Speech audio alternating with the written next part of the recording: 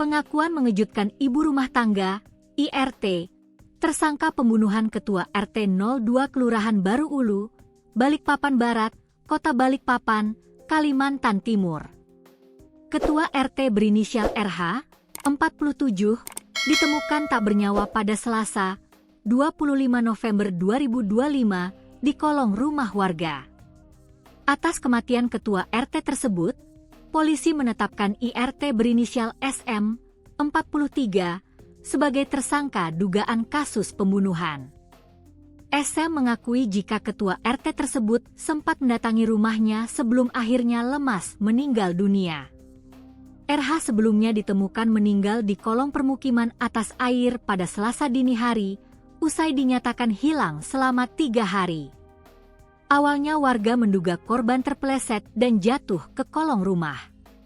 Sebelum dinyatakan hilang, korban sempat berada di Masjid Al-Ula, Balikpapan Barat.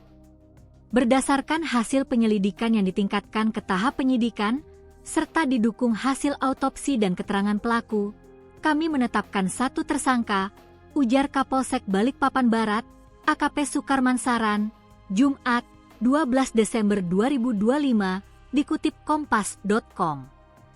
Hasil pemeriksaan laboratorium forensik RSUD Kanujoso Jatiwibowo menunjukkan bahwa RH meninggal akibat mati lemas.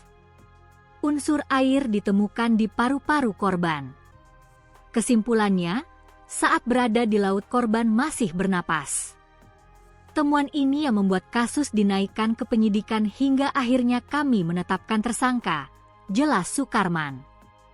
Menurut keterangan SM kepada penyidik, peristiwa itu bermula pada Sabtu, 22 November 2025, sekitar pukul 21.30 WITA ketika RH datang ke rumahnya. Pelaku mengaku korban sempat mencium wajahnya. Tak lama kemudian korban mendadak meregang dan lemas, tutur Kapolsek.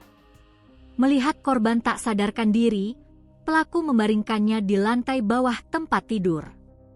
Saat dicek, korban tidak merespons, nadinya tidak berdenyut, tidak bernapas, dan matanya tidak bereaksi. Sekitar pukul 23 WITA, pelaku lalu membuang jenazah korban melalui jendela rumah.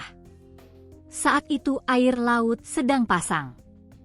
Motifnya karena pelaku takut ketahuan, tambah Sukarman. Jenazah RH ditemukan warga pada Selasa, 25 November 2025, sekitar pukul 00 WITA di kolong rumah warga di Gang Jembatan 4, Kelurahan Baru Ulu. Keluarga korban yang melaporkan kehilangan kemudian mengidentifikasi jenazah dan meminta autopsi. Polisi telah mengamankan sejumlah barang bukti, termasuk hasil autopsi dan rekaman CCTV. Beberapa saksi juga telah diperiksa, yakni R, 55, SY, 38, dan SF, 54.